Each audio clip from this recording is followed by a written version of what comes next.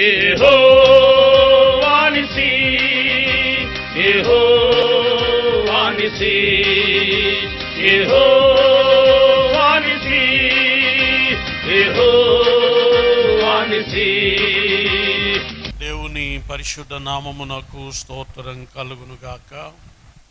ప్రభువు నామములో కూడి వచ్చిన దేవుని పిల్లలైన మీ అందరికీ ప్రభు అయిన యేసుక్రీస్తు నామములో శుభములు, వందనాలు తెలియచేస్తూ ఉన్నాను. దేవుడు సెలవిచ్చినటువంటి మాట, మీరు నాకు పరిశుద్ధులై ఉండవలెను. యెహోవా అను నేను పరిశుద్ధుడను, మీరు నా వారై ఉండునట్లు అన్యజనులలో నుండి మిమ్ములను వేరుపరిచితిని. దేవుడు ఈ లోకములో నుండి,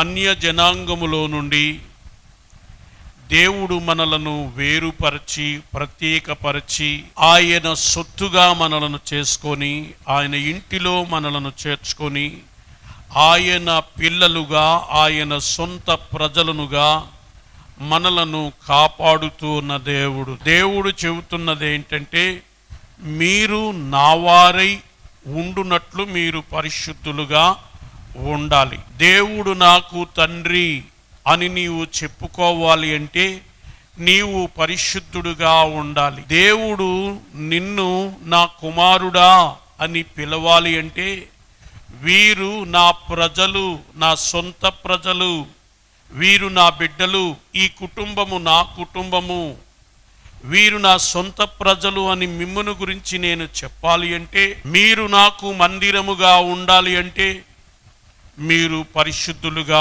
ఉండాలి. ఎందుకనగా దేవుడు పరిశుద్ధుడు గనుక దేవుని మందిరమునకు ఎన్నటెన్నటికి పరిశుద్ధతయే అనుకూలము అని దేవుని యొక్క వాక్యము సెలవిచ్చుచూ ఉన్నది. ఎప్పుడైతే మనము పరిశుద్ధతలో నిలిచి ఉంటామో, ఒకప్పుడు మనము పాపులుగా ఉన్నాము, శాపగ్రస్తులమై ఉన్నాము, దేవుని ఎరుగని వారుగా ఉన్నాము, పాపములోనే బ్రతుకుతూ ఉన్నాము, పాపములోనే ఆనందించుచూ ఉన్నాము, పాపముతో నిండిన కార్యక్రమాల్లో ఎంతో సంతోషించుచూ ఉన్నాము. మనశ్శాంతి లేక, నెమ్మది లేక, సమాధానము లేక, రక్షణ లేక కొట్టుకొని వెళ్ళిపోతున్నటువంటి మనలను ఆయన తన కృపతో, ప్రేమతో మనలను జ్ఞాపకం చేసుకొని మనలను ఈ లోకములో నుండి, పాపములో నుండి, శాపములో నుండి మనలను వేరుపరిచారు. ఆయన సొంత ప్రజలనుగా మనలను చేసుకున్నారు. ప్రియులారా, దేవుని యొక్క సన్నిధిని మనం అనుభవించాలి అంటే, దేవునిని మనము ఏదైనా అడగాలి అంటే మనము పరిశుద్ధులుగా ఉండాలి. ఇది వరకు మనం పాపులుగా ఉన్నాము.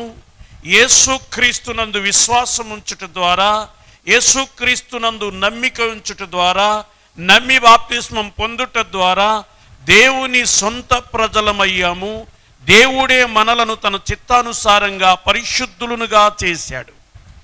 కనుక మనము పరిశుద్ధతలో నిలిచి ఉన్నంత కాలం, పరిశుద్ధులుగా జీవించినంత కాలం తండ్రి అయిన దేవుణ్ణి, మహాగణుడైనటువంటి దేవుణ్ణి, సర్వశక్తిమంతుడైనటువంటి దేవుణ్ణి తండ్రి అని ధైర్యంగా పిలవగలుగుతాం.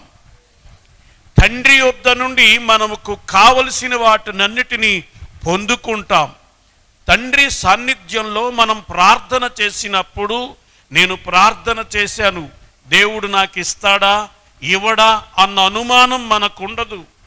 ఇది నేను అడిగాను, దేవుడు నా కొరకు ఈ కార్యక్రమాన్ని చేస్తాడా, నా ఆశ తీరుస్తాడా, తీర్చడా, నా బాధ్యతలు, నా భారం అంతటిని ఆయన మోస్తాడా, మొయ్యడా అనేటువంటి అనుమానము మనకు అవసరత లేదు. ప్రియులారా, ఎప్పుడైతే మనము దేవునికి అనుకూలంగా ఉంటామో, దేవుని చిత్తము చేయువారిగా ఉంటామో, ఆయన పరిశుద్ధుడు గనక పరిశుద్ధతలో అనగా ఆయనలో మనము నిలిచి ఉంటాము.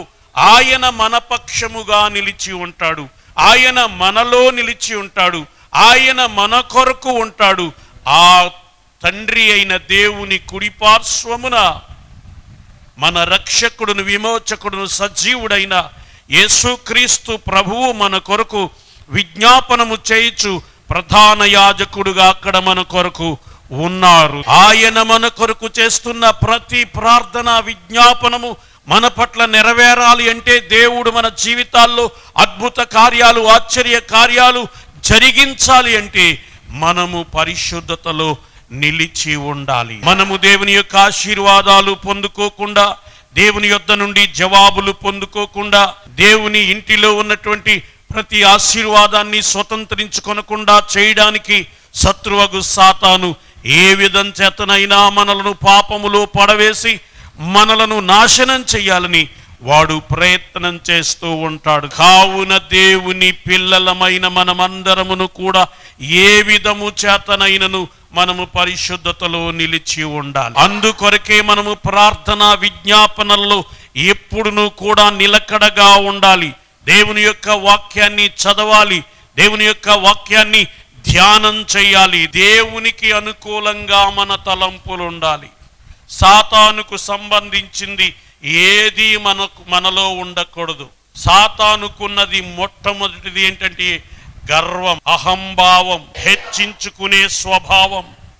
ఇలాంటివి కొన్ని వాడి నుండి మనము తెలుసుకోగలుగుతున్నాం. వాటినన్నిటి నుండి మనము విడుదల పొంది దీన మనస్కులమై ఆయన బలిష్టమైన చేతి క్రింద మనం ఉన్నట్లయితే తగిన కాలములో మనలను హెచ్చించునట్లుగా మనం అలాగూ ఉండాలి. దేవుని సహాయము లేకుండా, దేవుని తోడు లేకుండా, దేవుని కృప లేకుండా ఎవడు నిలిచి ఉండలేడు. నీవు నిలిచి ఉన్నావంటే నిత్యము నీవు దేవుని స్తుతించుచు మహిమపరచుచు దేవుని ఘనపరచుచు నీవు పడిపోకుండా జాగ్రత్తగా చూసుకోవాలి. ఒకడు పడిపోకుండా నిలబడాలి అంటే నిత్యము దేవుని యొక్క సహాయాన్ని కోరుకుంటూ, నిత్యము దేవుని వైపు చూస్తూ, దేవునికి చెయ్యి అందిస్తూ దేవునితో నడవాలి. ఏ రోజున దేవుని సన్నిధి మనకు కుదువైనా కరువైనా, దేవుని సహవాసం మనకు లేకపోయినా శత్రువుకి చొరబడేటువంటి అవకాశం కలుగుతుంది. కనుక పరిశుద్ధతను కాపాడుకోవటం మనందరికీ చాలా మంచిది. దేవుణ్ణి చూడాలి అంటే పరిశుద్ధత కావాలి. ప్రజలకందరికీ దేవుణ్ణి చూడాలని ఉంటది. పరిశుద్ధత లేకుండా ఎవడు దేవుని చూడలేదు. అందుకని దేవుడు మోషేతో చెప్పాడు, మిమ్మును మీరు రేపటికి పరిశుద్ధపరచుకొనుడి, ఎందుకనగా మీరు మాంసము తిందురు. మాంసము లేదని కదా మీరు చింతపడుతున్నారు, సరైనటువంటి ఫుడ్ లేదని కదా మీరు బాధపడుతున్నారు, మా నాలుక చప్పబడిపోయిందని కదా మీరు సనుక్కుంటున్నారు. మీరు సమృద్ధిగా మాంసము తినాలి అంటే, దేవుడు కార్యం చెయ్యాలి అంటే అందుకొరకు మిమ్మును మీరు పరిశుద్ధపరచుకోవాలి. రేపటికి మిమ్ములను మీరు పరిశుద్ధపరచుకోవాలి. దేవుడు మన జీవితాల్లో, మన సమాజములో, మన సంఘములో ఆయన ఒక అద్భుతం చేయాలి అంటే మనమందరమును కూడా పరిశుద్ధపరచుకొని ప్రార్థనాపూర్వకంగా ఆ కార్యం కొరకు మనము ఎదురు చూడాలి. యెహోషువ 3వ అధ్యాయము 5వ వచనములో యెహోషువ అంటాడు, రేపు మీ మధ్య అద్భుత కార్యములను చేయును గనుక మిమ్మును మీరు పరిశుద్ధపరచుకొనుడని జనులకు ఆజ్ఞ ఇచ్చెను. ప్రతి ఒక్కొక్కరి జీవితంలోనూ అద్భుతం జరిగిపోవాలి. ఏం జరిగిపోవాలి? ప్రతి ఒక్కరూ కూడా దేవుడేదో నా బ్రతుకులో అద్భుతం జరిగిపోవాలి, ఈ నాకున్న దరిద్రతంతా ఒకేసారి పోవాలి, నన్ను విడిచిపెట్టి వెళ్ళిపోవాలి, ఈ యొక్క నా స్థితిలో నుండి ఒక ఉన్నతమైన స్థితిలోనికి నేను సడన్గా వెళ్ళిపోవాలి అనుకుంటాం. ప్రతి ఒక్కొక్కరికి దేవుని కార్యాలు చూడాలని ఆశ ఉంటుంది. ప్రతి కుటుంబంలో దేవుడు ఒక అద్భుతం చేయాలి. ఏదో అద్భుతం ఏమోనండి, దేవుడు అద్భుతం చేస్తే తప్ప మరి ఇందులోంచి నేను బయటపడలేనంటాడు. ఏమోనండి, దేవుడు ఏదో అద్భుతం చేస్తాడని ఈ విషయంలో మేము ఎదురు చూస్తూ ఉన్నామంటాడు. అయితే నీ జీవితంలో అద్భుతం చెయ్యాలి అంటే నీ కుటుంబంలో అద్భుతం చేయాలి అంటే, నీ బ్రతుకులో ఒక అద్భుత కార్యం నీ కళ్ళారా చూడాలి అంటే కావలసింది ఏంటంటే, నిన్ను నీవు పరిశుద్ధపరచుకొని దేవుని కార్యం కొరకు ఎదురు చూడాలి. కనుక ప్రియమైన దేవుని సంఘమా, దైవ సేవకుడుగా నేను తెలియచేస్తున్నటువంటి విషయం ఏమిటంటే, నా జీవితములో, మీ జీవితములో, మా కుటుంబములో, మీ కుటుంబములో, ఈ మాటలు వింటున్న మీ కుటుంబాల్లో, మీ బ్రతుకుల్లో అద్భుతం జరగాలి అంటే, ఆశ్చర్యకార్యం జరగాలంటే, దేవుడు నీ జీవితములో ఉన్నతమైన కార్యం చేయాలంటే, నీకు మేలు చేయాలంటే, ఒక్కసారిగా నీ జీవితంలో ఉన్న సమస్యలన్నీ తొలగిపోవాలి అంటే, నీవెదురు చూస్తున్న ఎంతో కాలం నుంచి ఏ కార్యాలు కొరకు నీవెదురు చూస్తున్నావో ఆ కార్యాలు అద్భుతంగా నీ జీవితంలో జరిగిపోవాలి అంటే,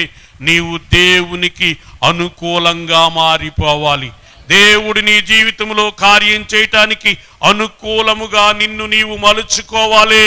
దేవుడు ఈ సంవత్సరములో దేవుడు అద్భుతాలు చేస్తున్నాడని నేను నమ్ముతూ ఉన్నాను. నా బ్రతుకులో అద్భుతాలు చేస్తాడని నమ్ముతున్నాను.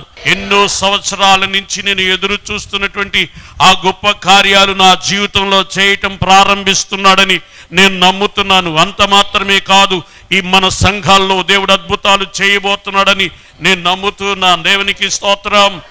ఇది వరకు అన్ని అనుకోవడమే కానీ ఏ పనులు అయ్యేవి కాదు. మరలా తిరిగి మనలను జ్ఞాపకం చేసుకొని ఆనే తన చిత్తానుసారంగా మనలను పరిశుద్ధపరిచి నిలవబెట్టి ఆయన కార్యాలు జరిగిస్తున్నాడని నేను విశ్వసిస్తున్నాను. ఇక మీదట ఇది వరకు నడుచుకున్నట్లుగా మనము నడుచుకోకూడదు. ఇంతవరకు శత్రువు మన మీద అనేక విధాలుగా అతిశయించుచూ వచ్చాడు. మన కార్యక్రమాలను అడ్డుకుంటా వచ్చాడు. మనము ఒకటి తలస్తే మనము తలించిన దానికి వాడు విరోధముగా తలంచి మన ప్రతి కార్యక్రమాలను అడ్డగించేవాడుగా ఉన్నాడు. అన్ని డబల్ పనులు చేసేటట్టుగా శత్రువు అడ్డుకునేటువంటి వాడు. ఇప్పుడు శత్రువుకు అందకుండా, వాడు మన జీవితాల్లోనికి చొరబడకుండా, వాడు మన కార్యక్రమాల్లోనికి చొరబడకుండా, వాడు మన కుటుంబాల్లోనికి చొరబడకుండా, నీ ఆరోగ్య విషయాల్లో చొరబడకుండా, నీ ఆధ్యాత్మికమైన జీవితాల్లో వాడు చొరబడకుండా, నీ వ్యక్తిగతమైనటువంటి విషయాల్లో వాడు కలగజేసుకొని నిన్ను కలవరపరచకుండా, యేసు క్రీస్తు ప్రభువు ద్వారా అద్భుతాలు మన జీవితంలో చేయటం ఆయన ప్రారంభించాడని నేను నమ్ముతూ ఉన్నాను. ఏంటిరా నా బతుకులాగా అయిపోయింది, ఏంటిరా నా పరిస్థితి అలాగ అయిపోయింది, ఏంటి నేను అనుకున్నది జరగట్లేదు, నేను తలంచినది జరగట్లేదు, నేను ఒకటి చేయాలనుకుంటే మరొకటి జరుగుతుందని ఇంతవరకు అనేక రీతిలుగా నీవు కృంగిపోయి ఉండొచ్చు, గాబరా పడిపోయి ఉండొచ్చు. ఇక నా పరిస్థితి ఇంతే, నేను ముందుకు సాగలేను అనుకుని ఉండవచ్చు. అలాగున ఇక నీవు ఉండవలసిన అవసరత లేదు, ఏమీ అవసరం లేదు. నిన్ను నీవు చక్కబెట్టుకుని నిన్ను నీవు పరిశుద్ధపరచుకుంటే, పరిశుద్ధ దేవుని సన్నిధిలో ఎప్పుడునూ కూడా నీవు ప్రార్థనా పూర్వకంగా ఆయన కార్యాల కొరకు ఎదురు చూచినట్లయితే నీ జీవితంలో గొప్ప కార్యాలు చేయడానికి ఆయన సిద్ధముగా ఉన్నారు. ఇంకొక మాట ఇక్కడ ఏమంటున్నాడో తెలుసునా? రేపు మీ మధ్య అద్భుతములు చేయును గనుక మిమ్మును మీరు పరిశుద్ధపరచుకొనుడి. అదే మాటను యెహోషువ 7వ అధ్యాయము 13వ వచనములో ఏమని చెబుతున్నాడంటే, నీవు లేచి జనులను పరిశుద్ధపరచి వారితో ఇలాగు చెప్పుము, రేపటికి మిమ్మును మీరు పరిశుద్ధపరచుకొనుడి. ఇశ్రాయేలీయుల దేవుడు సెలవిచ్చినదేమనగా, ఇశ్రాయేలీయులారా, మీ మధ్య శాపగ్రస్తమైనదొకటి కలదు. మీరు దానిని మీ మధ్య నుండకుండా నిర్మూలము చేయు వరకు మీ శత్రువుల ఎదుట మీరు నిలువలేరు. ఎంత స్పష్టంగా చెప్తున్నాడో చూడండి. మిమ్మును మీరు పరిశుద్ధపరచుకోవాలి. ఎందుచేతనగా మీ మధ్య శాపగ్రస్తమైనదొకటి, దేవునికి విరోధమైనది ఒకటి, శాపగ్రస్తమైనది ఒకటి కలదు. శాపగ్రస్తమైనది ఒకటి ఇంటిలో ప్రవేశిస్తే, శాపగ్రస్తుడెవడైనా ఒకడు ఇంటిలోనికి వస్తే ఆ ఇంటికి నెమ్మది ఉండదు, ఆశీర్వాదం ఉండదు. శాపగ్రస్తమైన దానిని నీవు ఇంటిలోనికి, శాపగ్రస్తమైన దానిని నీ గుండెల్లోనికి చేర్చుకుంటే, నీ బ్రతుకులోనికి స్వీకరిస్తే, నీ జీవితంలోనికి స్వీకరిస్తే నీ హృదయములో నెమ్మది ఉండదు, నీ మనస్సులో నెమ్మది ఉండదు, నీకు శాంతి సమాధానం ఉండదు, నీవు అనుకున్నది ఏదీ జరగదు, అంతా నీకు ఎదురొస్తూ ఉంటుంది. అలాగే నీ కుటుంబములో శాపగ్రస్తమైన వారు ఎవరైనా గనక ఇంటిలోనికి వస్తే ఆ కుటుంబములో నెమ్మది ఉండదు. అది బైబిల్లో నుంచి మనము చూడగలుగుతాం. అంత మాత్రమే కాదు, నా పరిచర్యలో కూడా నేను ఆ విషయాలను గమనిస్తూ వస్తూ ఉన్నాను. అబ్రహాము, శారాలు చక్కగా కొనసాగిపోతూ ఉన్నారు. దేవుని వాగ్దానం వారికి ఉన్నది, దేవుని నిబంధన వారికి ఉన్నది, దేవుని కనుదృష్టి వారి మీద ఉన్నది, దేవుని యొక్క దయా సంకల్పం, వారి ఉన్నతమైన సంకల్పం వారి మీద ఉన్నది.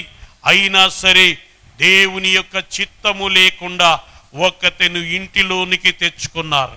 ఇంటిలో కలవరం బయలుదేరింది, వారి మధ్య కలహం బయలుదేరింది, నెమ్మది లేకుండా పోయింది. అబ్రహాముకు నెమ్మది లేదు, సమాధానము లేదు, ఏడుస్తూ ఉన్నాడు, బాధపడతా ఉన్నాడు. ఇప్పుడు నేను ఏం చెయ్యను అని దేవుని దగ్గరికి వెళ్ళి అడిగితే, నీవు ఇదివరకు నీ భార్య చెప్పింది విన్నావు గనుక ఇప్పుడు కూడా అలాగే చేయమని దేవుడు చెప్పాడు. ఆ అబ్రహాము జీవితంలోనికి కానిది ప్రవేశించినందువలన ఇప్పటికీ అది అసమాధానానికి గుర్తుగానే ఉంది. దేవునికి స్తోత్రం. కనుక మన జీవితాల్లో, మన హృదయాల్లో, మన బ్రతుకుల్లో శాపగ్రస్తమైనది ఆ ఒక్కటి ఏంటో నీవు తెలుసుకొని, ఆ ఒక్కటి ఏంటో నాకు తెలియటం లేదని అని బిల్డప్ ఇవ్వాల్సినటువంటి అవసరం ఏమీ లేదు. ప్రతి ఒక్కొక్కరికి అదేంటో ప్రతి ఒక్కొక్కరికి అర్థం. అస్సలు ఏమి లేదండి, అసలు ఏమి లేదండి నా జీవితంలో. నా అంత పరిశుద్ధుడు లేడండి, నా అంత పరిశుద్ధురాలు లేదండి. నీ అభివృద్ధికి అవరోధం కలిగిస్తున్నదేదో నీలో ఉన్నది. అది నీ జీవితంలో నుంచి తీసేసినప్పుడే నీ బ్రతుకు బాగుపడు, నీ మనసు ఉల్లాసంగా ఉంటుంది, నీ ముఖం ఇతరులు చూడడానికి అనుకూలంగా ఉంటుంది. ఎప్పుడూ సంతోషంగా ఉండేవాడు ముఖం చూడాలనిపిస్తుంది, ఎప్పుడూ సంతోషంగా ఉన్నవాడు ముఖాలు చూడాలనిపిస్తుంది.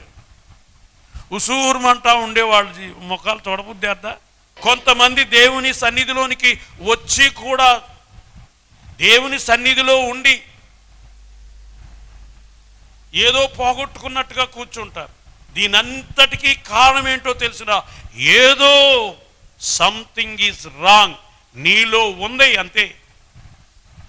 నీలో ఏదో ఉంది, అది నీలో నుండి పోవాలి. అప్పుడు నీకు నీవు ఆశీర్వాదంగా ఉంటావు, నీ కుటుంబానికి నీవు ఆశీర్వాదంగా ఉంటావు, సంఘానికి నీవు ఆశీర్వాదకరంగా ఉంటావు. రేపటికి మిమ్మును మీరు పరిశుద్ధపరచుకొనుడి. ఇశ్రాయేలీయుల దేవుడు సెలవిచ్చినదేమనగా, ఇశ్రాయేలీయులారా, మీ మధ్య శాపగ్రస్తమైనది ఒకటి కలదు, మీరు దానిని మీ మధ్య నుండకుండా నిర్మూలము చేయు వరకు. ఇశ్రాయేలీయుల జీవితాల్లో చూచినట్లయితే దాన్ని నిర్మూలము చేసే అంతవరకు కూడా వారు ముందుకు సాగలేదు. ప్రియులారా, నిర్మూలము చేయు వరకు మీ శత్రువుల ఎదుట మీరు నిలవలేరంటే మీరు గెలవలేరు. మీరు నిలవలేరంటే అర్థం ఏంటి? మీరు గెలవలేరు. ఎప్పుడూ కూడా ఓడిపోయేవారుగానే ఉంటారు తప్ప మీరు గెలిచేవారుగా ఉండరు. మనం ఎప్పుడైనా ఏదైనా గెలిచామనుకోండి, గెలిచిన వాడికి బహుమానాలు వస్తాయి. గెలిచిన వాడికి ఏముంటాయి? బహుమానాలు ఉంటాయి, రివార్డులు ఉంటాయి, ప్రశంసలు ఉంటాయి. వాడు ఇంకా ఉత్సాహంగా ఉంటాడు, ఉల్లాసంగా ఉంటాడు, సంతోషంగా ఉంటాడు. వాడి సంతోషానికి అవధులు ఉండవు. ప్రియులరా, అలాగే మనం కూడా ఈ పందెపు రంగంలో ఉన్నాం, ఈ పోరాటంలో ఉన్నాం.